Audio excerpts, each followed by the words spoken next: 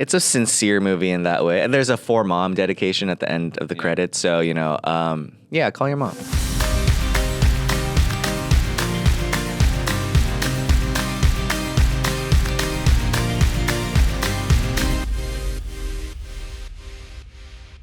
Hey, Den of Geek fans, Aaron Sagers here at South by Southwest in the Den of Geek Studios, and I'm really quite excited, been looking forward to talking to this gentleman, Sean Wang, the writer, director, producer of Didi. And this is a flick that was just recently acquired by Focus Features. It premiered at Sundance, and it's going big places. And I'm excited about it. Excited to talk to you, Sean. How are you doing, man? I'm good. Thank you for having me. Yeah, very kind words right there. No, and it is all true. It's I will say that this is a film that going in, I honestly did not know much about, because just through the nature of the job, and I think I was just so happy with the experience, with the movie watching experience.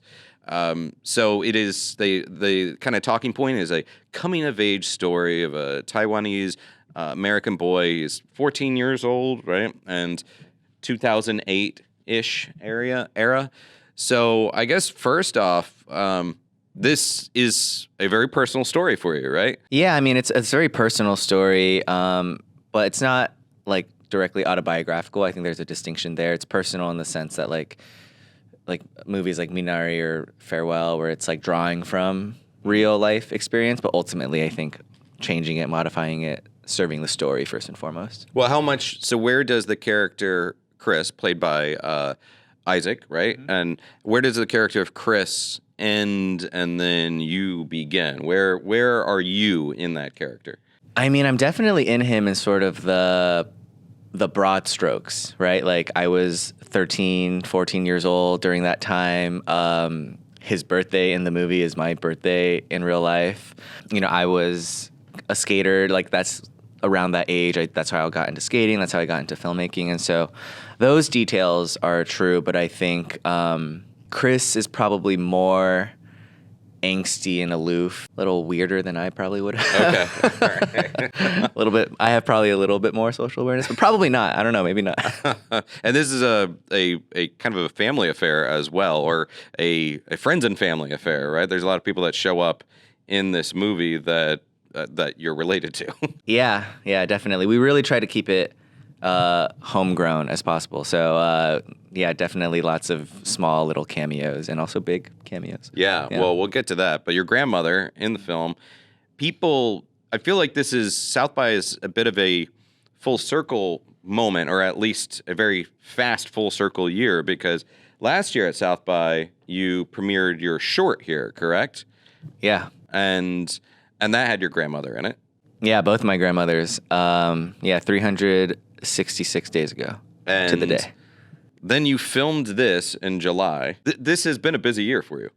It's been a whirlwind for sure. But it's been a good year, as far as getting to make stuff with people that I love. So in that regard, it was a very good year. So the characters here, all of these young actors, and especially the lead, Chris, is doing things that are cringy at times, but you're rooting for him. You're like, oh, don't do that. Very believable. With these younger actors, did they show up and they knew what to do and what to provide, or was there a lot of directing to get those performances out of them? I mean, a little bit of both. I think the reason we casted the kids that we cast, everyone except Isaac is basically a first-time non-actor, never been in a movie before. And the reason we cast them was because they were so charismatic and undeniable and felt like a 13, 14-year-old in the way that they felt like a real kid and, didn't know how to slate and didn't know all the things that you were supposed to do as an actor. And to me, that's kind of what I wanted out of at least the kids, right? The sort of adolescent world that feels like the energy is just kind of bursting at the seams, and there's this irreverence and this sort of crassness, but also a vulnerability. And so much of what I feel like my job was telling them we did a lot of improv when we were auditioning, and a lot of that improv then kind of got transcribed as well and became the script and vice versa. But ultimately having them come to set and realizing, like, by the way, like, you can go off script. Like, you know what it's like to be that age because you are that age right now. And I do think those experiences and being 13 and 14 and 15, even though the context might be different, like they didn't know how to use flip phones and T9 text, but the way they talk, a lot of that cadence, especially because a lot of them are from the Bay Area, is the same. So much, again, like so much of my job was like, that was great, let's do another take, but this time don't say dead ass, because no one said that back then. So it was like little things like that. Yeah, I was curious about that. These kids that were not born during the era of MySpace and AOL Instant Messaging, like, was there anything that you had to kind of explain to them about the social media and other technology of the time? Like what the social importance of the top friends on MySpace? Did you have to explain that stuff to them? I mean, a little bit, but less than you would think, because all the MySpace, Facebook stuff was recreated, like created in post, and so we filmed like reaction shots on set. But I think, again, going back to seeing him not on his friend's top 8, like there were so many, like, what is the emotion there, right? And then I would kind of talk to Isaac about that, like, oh, in this moment you're sort of reacting to a moment where, like, your friend, you got replaced by a friend. And that's, so we didn't have to be like, okay, well, this is MySpace, and MySpace was founded by Tom and Tom. But the thing that was really funny and not challenging in a real way, but we did shoot them texting on like a flip phone. And it's like that thing where what you think is going to be easy is hard, and what is hard is often just impossible, but you pull it off anyway. And so we were about to shoot a take, and they were opening it like an iPhone and holding it to I was like, what are you guys doing? And I was like, all right, go over there and just practice flipping the phone open for 5 minutes before we have to do this take. And they're like, how do you type? And I was like, oh, God. I mean, even for a young guy, that has to make you feel a little bit old when you're dealing with that. Yeah, but it was so fun. And now they know, but it was such a joyful experience working with those kids. And so it was just funny because I was like, why are you holding it so weird? Yeah. Well, because we're kind of rooted in this Taiwanese American family. Was there anything about that experience, and I've read in other interviews that you really wanted to see people on screen that kind of reflected your own upbringing, but were there things that you thought, okay, this is going to connect with other Taiwanese American families, and then you later find out, like, that reminds me of my family, even though I'm not Taiwanese American? Those kind of things that have been people have been finding relatable, transcends sort of the culture. Anything like that? I mean, yes and no. I think the bet we were making with this movie, and the bet that I've taken with, even the short that premiered last year, was certain emotions in this movie are universal. Like, everyone knows what it feels like to fight with your family, or feel shame, or feel love, feel friendship and belonging, and feeling left out. Those experiences and those emotions, I do think everyone feels, whether you're 13 or today. Like, those are feelings that never really go away, and you feel different versions of it throughout your life. But making it hyper specific to the Taiwanese American experience of growing up in Fremont, surrounded by other Asian American kids in a big multicultural community. How do we filter those emotions through this very specific experience? And then hopefully, like, people who are, come from those communities get a little more, they see a version of themselves in a way that, when I saw The Farewell for the first time, and I heard, in a big screen experience, someone say "nai nai" for the first, I was like, oh my God, like, I hear that in my household every single day, and I've never really seen that just as part of the everyday in a movie before. And that meant a lot to me, and I think, but that movie clearly resonated with so many people, not just people who speak Mandarin. And so that was the hope with this movie too. It was, I think there is something for everybody, but if you come from the communities that the movie kind of interacts with, hopefully it's a little bit more special for you. It never feels like manipulated emotion, because we have these hilarious moments. We have these very charming moments. The kid is likable, and you recognize that family, because we all have our own family upbringings, but there's something to recognize there.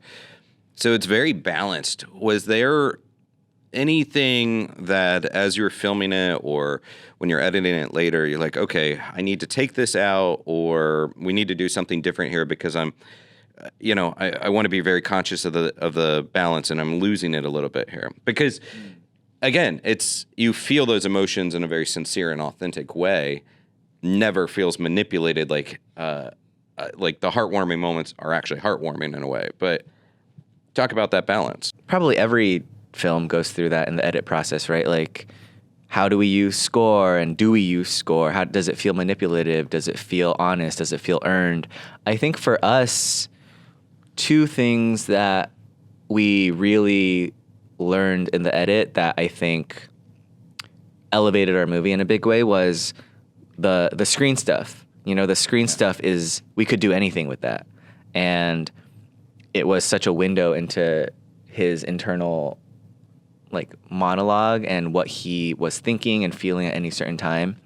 And so even, when there were moments in the movie where we're like, oh, that feels maybe slightly muddy. We don't know exactly where Chris's head is at, what he wants.